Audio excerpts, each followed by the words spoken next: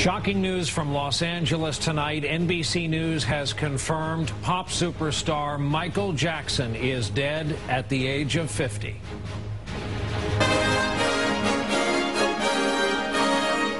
From NBC News World Headquarters in New York, this is NBC Nightly News with Brian Williams.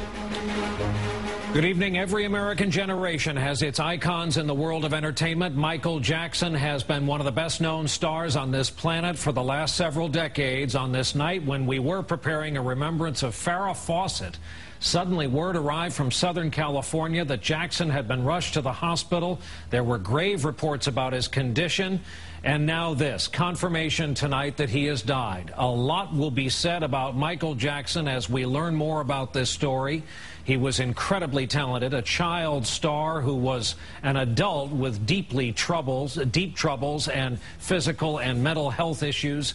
We'll begin our coverage of this still-breaking story with Lester Holt here with me in our New York studios. Again, Lester, this came first confirmation, LA Times, then Associated Press, and now NBC News is confirming this word. And they've been reporting all afternoon about the sequence of events. Apparently about 12:30, Brian, Pacific time, 3:36 Eastern time.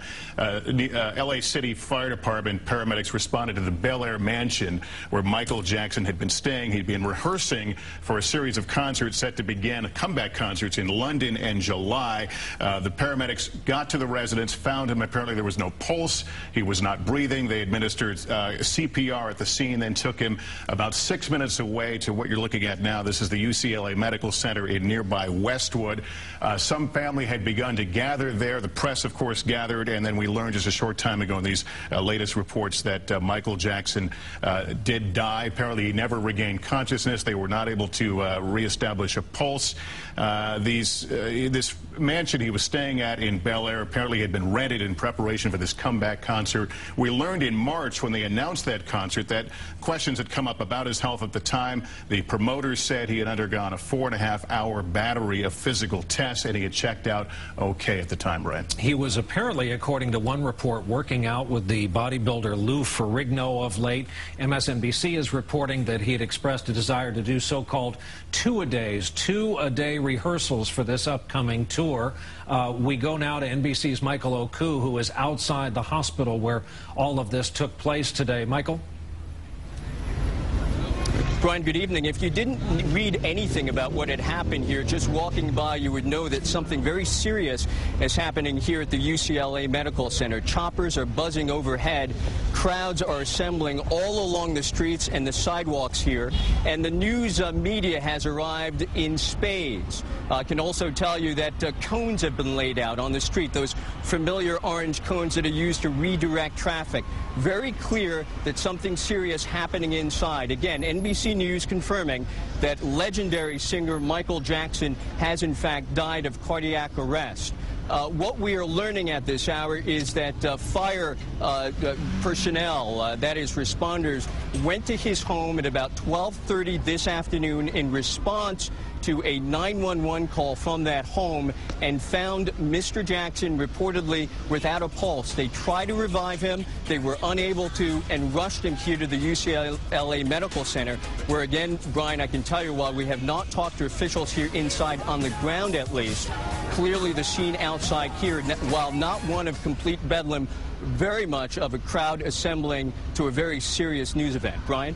Michael Oku at UCLA Medical Center at this hour. He was a shooting star, Michael Jackson was, in the American pop music scene, including American popular culture as a whole. As we've been reporting, he was hoping for a career comeback, including dozens of sold-out shows in London.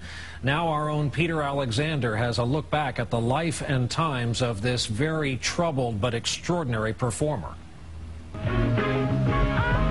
From the beginning, you couldn't take your eyes off him. His older brothers, who made up the rest of the Jackson Five, sang and moved. But Michael, the youngest and clearly the prodigy, was the one who moved you. Under the tutelage of producer Quincy Jones, Jackson later evolved as a solo performer, which redefined him for his already adoring public. Fans also saw and seemed to like his unmistakable style, the military costumes and that sequined glove. Just beat it, beat it. His 1982 album Thriller won 8 Grammys, made Jackson's moonwalk a signature, and gave him the stature to call on any collaborator he chose. But just as quickly as his star rose, Jackson's eccentricities became more clear, including the changing color of his skin. Jackson also turned a California ranch into a child's fantasy called Neverland. But in 1993, a 13-year-old boy claimed that Jackson had molested him. The case was settled, with Jackson never admitting any guilt. These statements about me are totally false. Jackson was married twice, first to Lisa Marie Presley, Elvis's daughter, and 3 children after that marriage failed to remove the suspicions fanned by an unquenchable tabloid fire. He fed that fire too, dangling his baby from a German hotel balcony, testifying woozily in a bizarre court appearance, telling a filmmaker there was nothing wrong with sharing his bedroom with children, including one child who in 2003 made another accusation that a boozy Jackson had molested him, and this time said so on the witness stand. Michael Jackson had become the biggest star with truly international status ever brought to trial on a serious felony charge. But still, he was celebrated by a worldwide following and will forever be ranked among the greatest music artists of all time. Peter Alexander, NBC News, New York. Again, if you're just joining us on Nightly News tonight, we're still reacting to this incredible news. The sudden word out of Los Angeles, now confirmed by NBC News, Michael Jackson dead at the age of 50. Lester Holt here with us in our studios. Lester, Peter touched on this aspect of his life, kind of the obvious, and that is the troubles. He virtually changed his entire physical appearance in terms of physical features, skin color. There was his private life, and on and on. As you were leading in, I was watching the box over your shoulder, picture after picture, and you see it transform right before your eyes. People saw it. People talked about the plastic surgery. Those things they noted, and it became kind of, well, that Michael's a little weird. It was only after that 2005 child molestation case that I think it all came into a different kind of focus.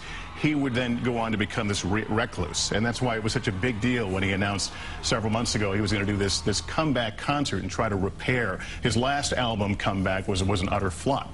And at the same time, his transformation, his contributions to American pop culture, from The Glove to moonwalking, the Thriller video comes to mind. We were all talking before the newscast, singing the songs, and realized we all know the words to these songs, Brian. Thriller, though, I think was the defining album. 1982, this album comes out. If you remember, MTV was just getting off the ground, the whole music video thing. Well, he comes out and essentially makes movies of music videos, no longer just the performers on a stage strumming their guitar.